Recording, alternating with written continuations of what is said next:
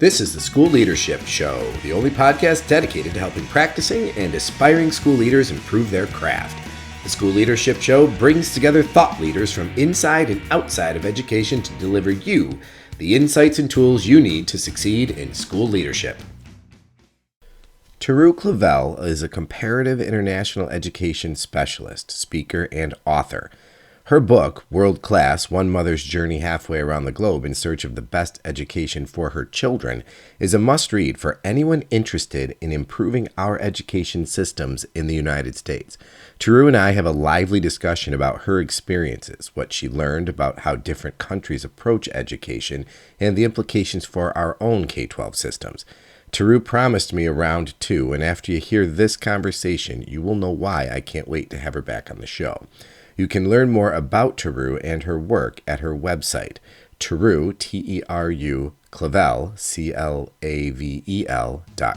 Enjoy this conversation with Teru Clavel. So I'm here with Teru Clavel. Hello, Teru. How are you?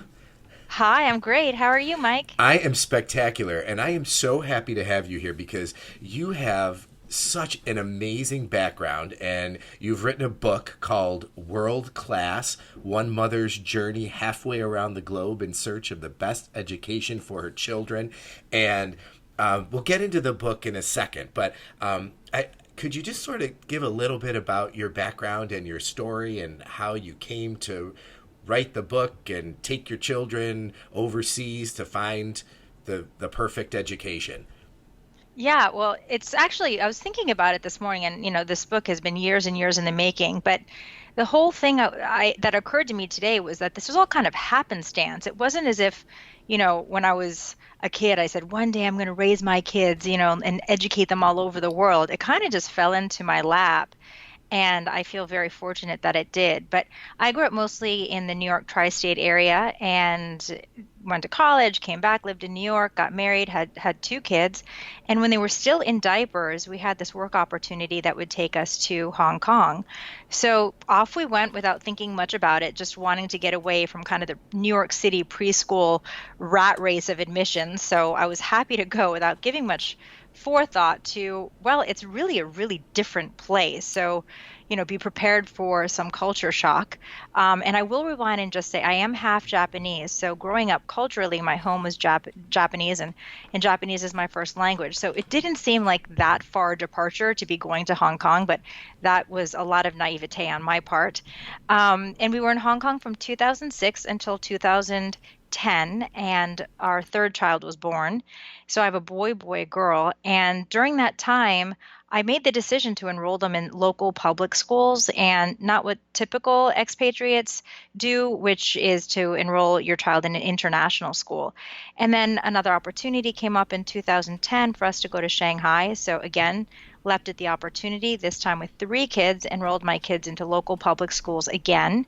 And then 2012, opportunity to go to Tokyo. So then we went to Tokyo without the kids speaking a word of Japanese, but still enrolled them in local public schools, stayed there till 2016, and then finally came back to the U.S., but not to New York, to Palo Alto, California, again, public schools.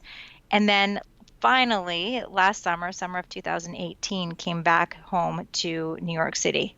So that's the around the world journey with my three kids. And my oldest is 15 now. Okay, so there's just so many places I want to go right now. Okay, so all right, is your background in education, first of all? Well, that's a good question too. So, I'm one of those people who's always been fascinated by education, and I think it's because I have a bicultural background, and I spent most of my holidays growing up with my family in Japan and going to school there actually in the summers. But I never really felt like I could be a classroom teacher, and I didn't really know what kind of work opportunities there would be for me in the field of education if I didn't want to be a classroom teacher. And so I was an Asian studies major undergrad, and then when I was in Shanghai, I went back to school and got a master's in comparative and international education. So you can say it was a second career for me. My first was actually in interior design, and I hosted a show for HGTV a millennium ago.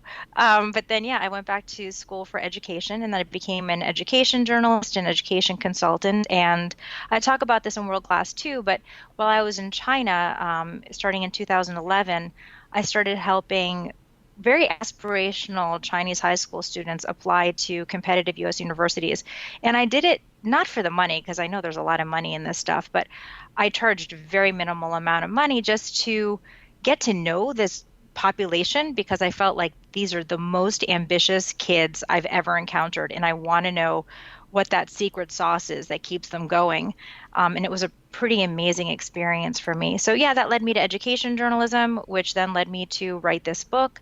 And I do speaking gigs in education now. So, yeah, a long answer to your very simple question. But it's perfect. So all right, so let's jump in then. So what is the secret sauce? Because you always hear the comparisons between students in the US and students in other countries, and how poorly we do in the US on the PISA and Yeah. all that. So go, what is it?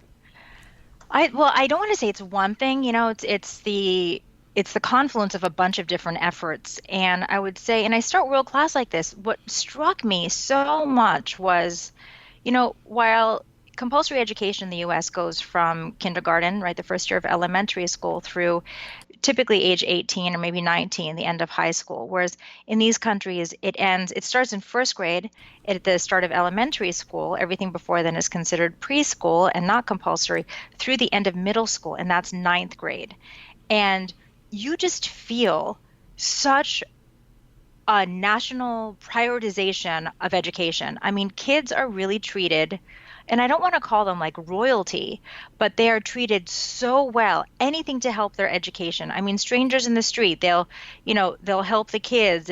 Because this is the future of the country, and you feel it with, let's see, in Japan, kids in first grade wear special flaps on their backpacks and special outfits, and the whole community watches out for them because they're on their own starting at 6 years old. They're crossing guards, they're police officers everywhere. And, but the kids at the same time, this is the other side, are expected to pull their weight. So I'll give you a few examples. Mastery in the US, right? It's this big hot button topic. How are we to assess the learning of our students here? And, it's still old school in Japan and in China where it's out of 100%. And my son, the first year we were in Shanghai, he was in first grade at a local public school where literally there were troughs in the bathroom. There weren't flushing toilets. There wasn't any heat, so he basically wore a snowsuit to school every day. And he was kept after school one day, and my barely being able to speak Mandarin and my not wanting to ruffle any feathers because it was kind of a gray area that my non-Chinese child was able to even attend this school. He was the only non-Chinese school in the elementary school of over 1,000 students. And he was kept after school. And I was thinking, what did he do? Is he a discipline case? He's such a good kid. And to make a long story short, he was kept after because he didn't get a 95% on his daily arithmetic quiz. And initially I thought, oh my gosh, this is terrible. And he started crying and the whole thing. But ultimately, he was only crying because I was putting up so much pressure for him to leave because I had to pick up his younger brother and sister. And so, what I'm getting at is there's this level of mastery and a high level of expectation that everybody can do. We will put all the community supports into a full court press until the child can master that 95%, and then we will move on. And a lot of the teachers would stay as late as they needed to through dinner time, even staying with the kids to get all the information they needed to be able to move on. Especially in a subject like math, right, where you can't really succeed in algebra if you don't know your arithmetic, you know, cold, and you can't go on to calculus if you don't know your algebra 2 and trig and stuff like that. So that was a huge eye-opening experience, that whole what is mastery. And I would say the teacher training there is also pretty superb. In Tokyo, for instance, or I should say in Japan, there are 200,000 applicants for this is the most recent data, for 38,000 spots. And the teacher attrition is just over 1% per year, where here it's between 5 and 8%. And that teacher turnover really hurts our kids, right? Because you need that continuity within the schools and the classroom so that our kids are supported. And to give you an idea, in Japan, the elementary school teachers, what they have to go through is almost amusing. They, to get credentialed, have to be able to swim every kind of lap in the pool because they're swim teachers. They have to play the piano and sight read because they're the music teachers. Of course, they have to know all the subject matter between grades 1 and 6. And this is another really interesting thing. And this addresses equity. I'm sorry, Mike, I'm talking so much. Is this okay? Oh, it's perfect. I'm taking some notes, so I have some follow-up, All so right. keep going.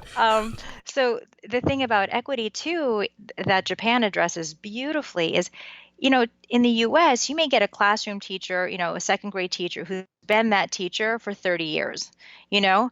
And in Japan, that just does not happen at the public school. So teachers are rotated around not only by grade every 1 to 2 years, but by school every 2 to 3 years. So you don't have the good school and the bad school. So I found it to be really surprising. The first year we were in Tokyo, the academic year there ends in mid-March, and the new academic year starts the beginning of April, typically April 1, unless it falls on a weekend. And April 1, you go to the school, and there's so many teachers that you loved from the previous academic year that aren't there. And there's no romanticism or nostalgia about it. They just went to a new school.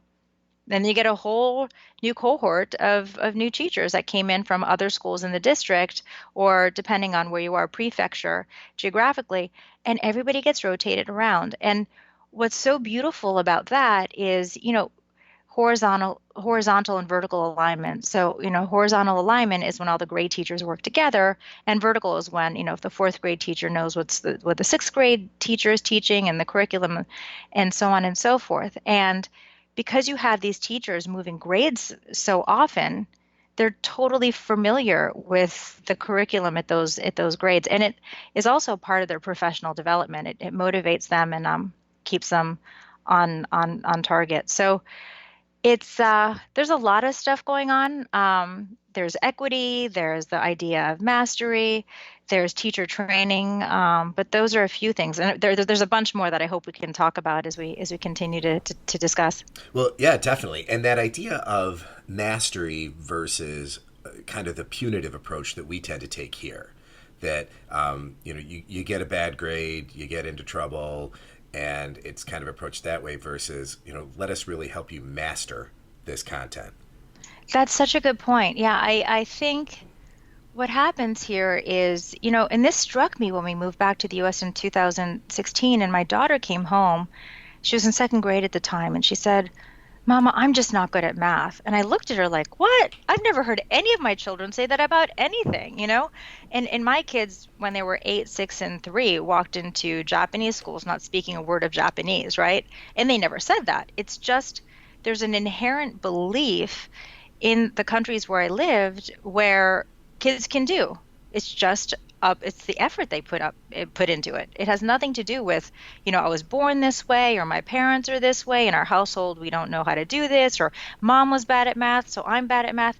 There's no inherent bias there for the most part, where here in the US it just felt so pervasive.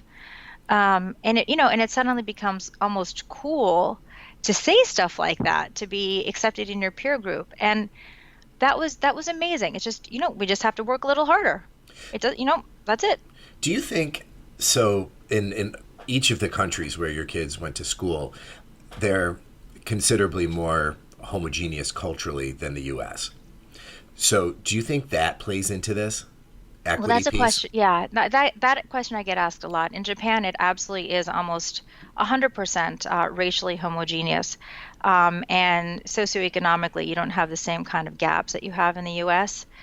And sure, in the US, we have a huge social mobility problem, right? It's so much of your future success depends on what kind of socioeconomic background you're born into, which is really, frankly, an atrocity in my mind. But at the same time, they have so many practices in Japan that we can learn from, including, let's say, the idea of community, which I think in the US is eroding generation after generation. And an example I can give for you is if your child in Japan went to a preschool or a daycare, and definitely starting in first grade in elementary school, there there are no janitors and there's no cafeteria staff. And the kids all have rags that they bring to school, just like they would bring their pencil cases. And at the end of the day, every child is given a chore for the classroom, and it could be literally mopping the floor with that rag, and you're on all fours. It could be cleaning the chalkboards, it's even cleaning the toilets. And the kids are the cafeteria staff. So they serve one another food, they clean up after themselves. And I bring that up because that notion of community starts at 6 years old, if not earlier, whereby you're not only taking care of yourself, it's a part of the curriculum to learn to take care of other people and to be a part of the bigger picture. So, oftentimes you hear people love taking a vacation in Japan. They're so polite. If you get lost, someone won't just give you directions. They may even walk you to where you have to go, right? Or the trains there are literally on time by the second, and there are general announcements made when the train even departs early by 10 seconds. There's a national apology letter that is put out. And it's because everybody there is taught from a young age to watch out for your neighbor. So even though Japan is homogeneous, this is a practice that we can definitely instill in our kids. And I would say, especially in our current US, where there's so much more anxiety with our kids, and it's really horrible to say, but the suicide rates are going higher, and it's happening starting at a younger age.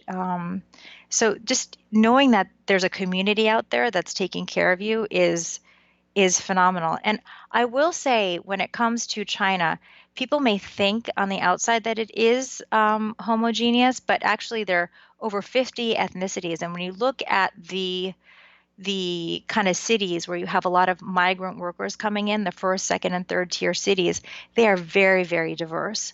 So maybe racially they look similar, but actually ethnically it's a very diverse country. And again, it's that kind of can-do attitude where, we'll roll up our sleeves and we will do everything in our power to educate all of our students. So, So that again, so much, and yeah, I think I was an elementary school principal in yeah. a reasonably affluent suburb in upstate New York, and Mm. I can't even imagine the horror that people would experience if their children needed to bring a rag to school to help clean.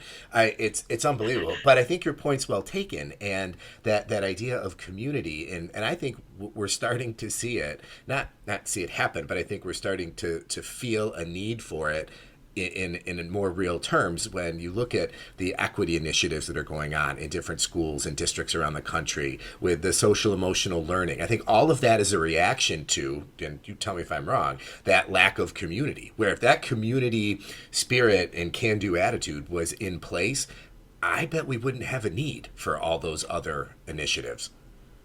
I totally agree with that. Actually, there's a wonderful scholar. Unfortunately, her name slips my mind right now, but she she works at the Harvard School of Education, I believe, and she did a whole study on various curricula in the US and how they incorporate social emotional learning. And I went and spoke to her, and it was very interesting because she said, yeah, a lot of countries, this stuff is just baked into the curriculum. It's not its own separate thing, you know? And something that I thought was really fabulous in Japan is they read this story. It's a translated Frog and Toad Are Friends, and it was for the language arts class. I believe it's in second grade. And they read this story, Mike, I kid you not, for like, it felt like an eternity, but I think they read it for 3 to 4 weeks. And that's still a long time, right? But they pull apart this story, everything from grammar to learning the Chinese characters to recitation, and they pull it apart. I mean, really pull every word apart, and there's a much deeper meaning, right? In Frog and Toad are friends, how you can be a frog, you can be a toad, and you can still be different and be friends.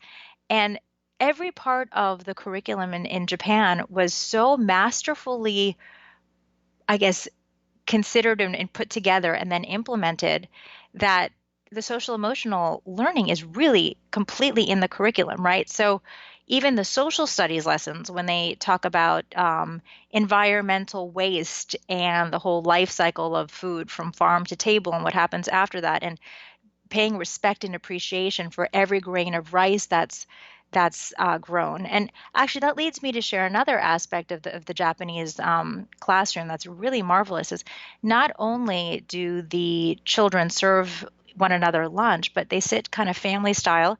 They pull their five desks together, and they sit like kind of grown-ups at a dinner table at a dinner party. And before every meal, I don't want to say they say a prayer, but they thank the food and where it came from. And then at the end of every meal is a classroom again. They thank everyone for the meal. And there's also now in Japan, I want to say in the last 15 years, 20 years actually, there's a nutritionist assigned to each school. And this is a teacher who has an additional credential as a nutritionist. And all the kids learn every aspect of the nutritional value of the meal they're eating. And that's, talk about kind of empowering your child with a tool for lifelong learning and longevity, right? And health. It's an amazing curriculum. And I keep talking, I'm sorry. I'll just say one last thing, which is in the US, we are so kind of obsessed is a strong word, but we try to look for the latest and greatest curriculum, right? Innovation. How are we going to, or if you find a new app, a teacher will say, oh, we're going to try a new app. I found it last night. And that kind of stuff just never, ever happens in the Japanese or Chinese classroom. And you have to get so many permissions from the higher ups to even try something new. And the curriculum doesn't change for 5 to 10 years. And it's done by the Department of Education. And you literally have studies done during those 5 to 10 years to figure out what works and what doesn't work for the children in the district or even in the country in the case of Japan. Well, and I think that's a big point of this, right? So the curriculum is designed, developed, evaluated, tested by experts. And Absolutely. I think in a lot of ways we work in systems where there's so much local control, particularly in the New England states and the North Atlantic, but where you don't have county systems. And we have over 700 school districts in New York State and ostensibly 700 different curricula out there. So Yeah, and written by people who did not go to school to write curriculum. They went to school to exactly. become teachers. And I think that is a big piece of this, that a strong and guaranteed viable curriculum is really at the base of what needs to happen. And I think all too often people in education sort of they, oh yeah, curriculum, whatever, let's find a new app, let's do some technology. And you mentioned that in some of your work, this haphazard use of technology. I want to go after that a little bit, because you saw that when the kids came back to the US and you were in Palo Alto, right? Oh yeah. So I do talk about that was part of the reverse culture shock coming to the US. And one of my first chapters in World Class when we come back is about how, I see this glowing light under my middle child's bed at night. And I'm going, just when we came out, I'm like, what's going on there, And basically, a new teacher to the district. I don't think she necessarily knew the school rules, if there were school rules about this, but the PTA had done some kind of a fundraising campaign for the fifth graders to get iPads, and she just gave them all out to the kids the first week of school and didn't have any controls on them. Actually, rather said, I use my iPad for everything, so go ahead and download whatever you want and go home and take it and use it. But she hadn't even told the parents. So my son suddenly gets this amazing gadget, right, that he can play with at home. And I was stunned, I guess. And when I asked the principal about it, I said, I'm new to the district and I just didn't know, is this normal? And he kind of looked at me like, what? Because he didn't know that she had distributed the iPad. So that was kind of my intro to, okay, this is different. The controls are different here. And what I started noticing was just this pervasive use of technology with so few controls. And between or in the academic year 2017 to 2018, if in doing research for World Class, I traveled across the country and visited countless schools. And I have to say, Mike, there wasn't a single school that I visited that didn't have a massive, massive issue with technology. And it could be as simple as I sat in on a French class where one boy couldn't log into his school, the school network. And so 15 minutes of class time was spent on this one child's computer. There was one school I visited that was a magnet high school in Los Angeles, where when I trailed the principal for, I guess, 45 minutes, and he was giving me a tour of the school. Literally, he was just the police monitor. I mean, he was just saying, get off that, Fortnite, stop gaming here, stop. I mean, it was just, it was so sad. I sat in an eighth grade classroom in a low income district in California, and the kids had their ear pods in. Girls had their hair covering them so the teacher couldn't see, or maybe he just didn't want to address it. And they're listening to, rap music with really inappropriate language throughout the entire class. I went to other classrooms where kids are on their iPhones throughout the entire period, and the teacher's standing at the front. And I was going, I don't even know why this teacher's teaching. Literally nobody's paying attention. And the kids are blatantly, openly on their iPhones because there's no policy, and the teacher's scared to take them away in case they get accused of having them break. I've countless examples. I went to another school where the fifth graders were doing research, and they were creating some kind of a slideshow on a topic that they could decide on. And they were doing research online. And I said to one of the kids, I said, do you ever come across something that maybe, kind of inappropriate? He goes, oh yeah, all the time. And we just click this button here that says inappropriate, and it gets flagged by the school. And I thought, shouldn't it be the other way around? Shouldn't there be controls and the kids don't have to monitor this stuff for the school? And that's in school. I mean, I could go on and on about the concerns I had. And this is in contrast to where I was in Asia, because there was no technology in the classrooms whatsoever. And that's gradually changing, and you may have one iPad for every 5 kids and they use it every once a week, that kind of a thing.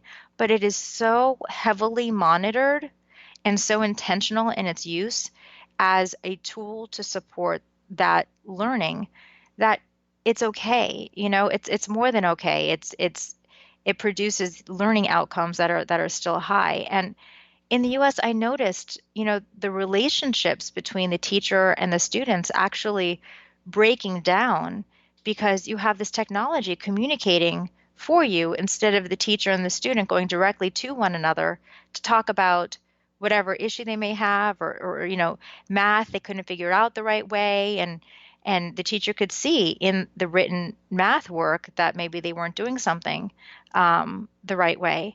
And and kids these days, there are lots of reports that say they're not communicating verbally, right? They have a phonophobia.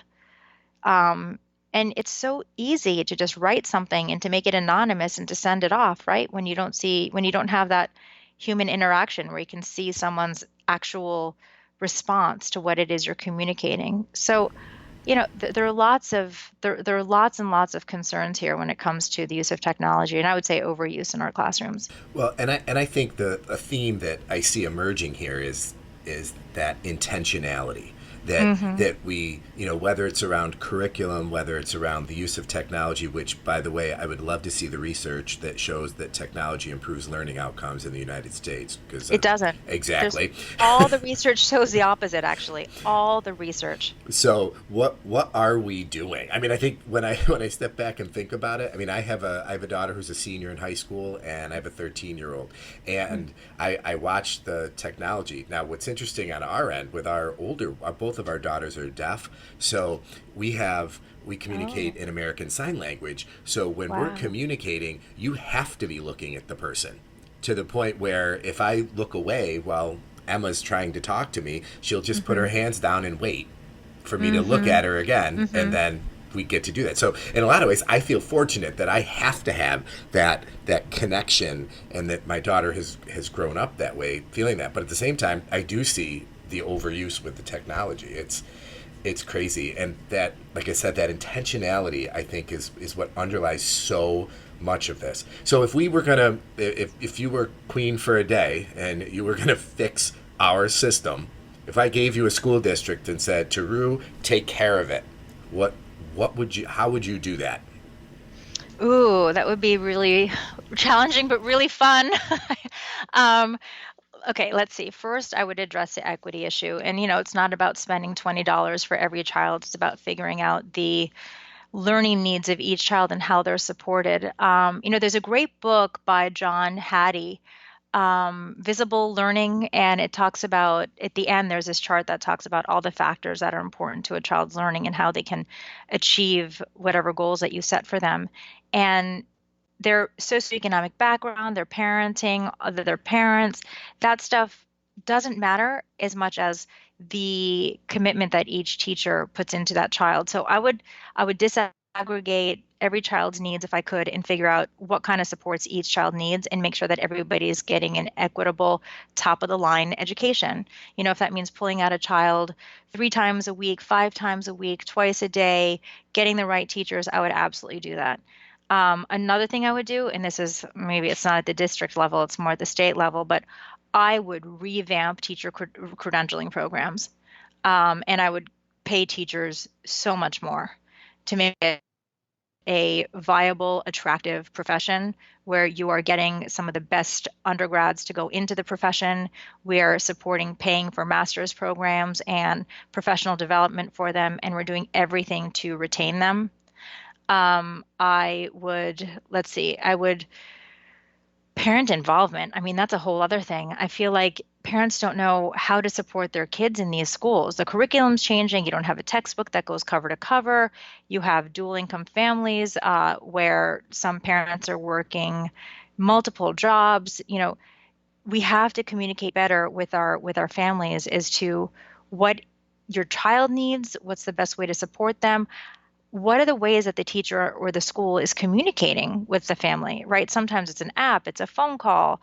Are there, parent education sessions that are at times that are inconvenient for all of the moms and dads or guardians that aren't working? Sometimes you're going to have multiple meetings that could be it's 7:30 in the morning or 7 a.m. or 8 at night. And it can't always be at, 10 a.m. kind of a thing. Um, let's see what else. I would definitely work on the community. And it's not just a word that I would throw around because you hear that word in schools all the time. I feel like, we have such a strong community but I feel like we really have to pull apart and define what that means. And we have to have it start with the children as well. And I would, take a book out of the page of what they do in the Japanese classrooms and have kids do, and I'm not saying they have to clean the toilets. Again, like you said, I mean, your parents would be in an uproar if you had your children students doing that in your New York school, but there's more to it. These kids can look out for one another in a much more kind of cohesive, collaborative way. And I would also look at this whole, and this is kind of controversial. I don't really like this whole give kids 4 or 5 tries to get a top grade. I think, it's great to fail. And we're not giving our kids opportunities to fail these days because we're just letting them retake, retake, retake, or we're giving participation trophies. And kids these days are criticized for not having grit or resiliency. But, we as adults, I think, are responsible for that, even parents, right? Good job, as long as you tried your best, which is absolutely vital. But you gotta let your kid get lost or hurt or fail so that they can overcome the challenge, know they've done it, build the resiliency, and go after a higher challenge the next time. And this is the point in the podcast where we blame our parents for doing that to us as parents. So, I think it is. It's the Gen X parents and it's the millennial kids where we've hurt a couple of generations of learners. Well, maybe hurt's a strong word, but we have not helped in terms of No. how our approach has been in terms of parenting. And the other theme I see coming through this, in addition to that intentionality, is the idea that it's really not about the comfort of the adults, Absolutely. which unfortunately is what I feel like particularly public education has devolved into in many systems where we don't want to do things that make the adults too uncomfortable. And I think that idea of that you talked about where the teachers in Japan move schools, So Hmm. that in addition to all the great benefits that you mentioned of it, it also prevents that entrenching that I feel like we sometimes get when we have teachers and administrators who've been in a place for 30 years, and it's the kids just sort of pass through, but I'm here forever. I think it's a unique US practice, where that happens. Um, it's fascinating to me because I don't know how, I'm not a teacher, but I've spoken to many, many, many teachers, and I don't know if you'd be inspired to keep doing the same job year after year. Of course, there's some teachers who are, but many get turned off by it because they want a more, kind of ambitious career track. And these other countries have that where they say, okay, there's a junior teacher, there's a senior teacher, then you can become, an administrator, you can be a subject specific, a leader, you can go work in the government in the Ministry of Education or the Department of Education, and then you can weave back into the school as an administrator or a teacher and wear multiple hats. And they're just not those career tracks that are set up here in the US for that. But something else you mentioned too was I feel this is the way I phrase it. I say, whose need is being met? Oftentimes I'll go to the classroom, I'm like, well, that's easy for the teacher maybe, but that doesn't really fit the child's need. Or maybe that's good for the parent, but it's hurting the child. And and it drives me kind of crazy because yes, millennials are criticized for being all kinds of things, which you don't necessarily have to get into here, but we're the ones who educated them to be that way, and looking at the bigger picture, which is something that I like to do, I feel like their world when they become adults is a much tougher world to navigate than the one that we were raised in, and we have to make them that much more tougher. We make them tougher and resilient, and I feel like we're doing them a huge disservice the way that we're educating them. I really hope we can turn things around. So we're bumping up against time, which I can't believe it. This is probably the fastest 30 minutes of my entire life. This has been such Oh, a cool conversation.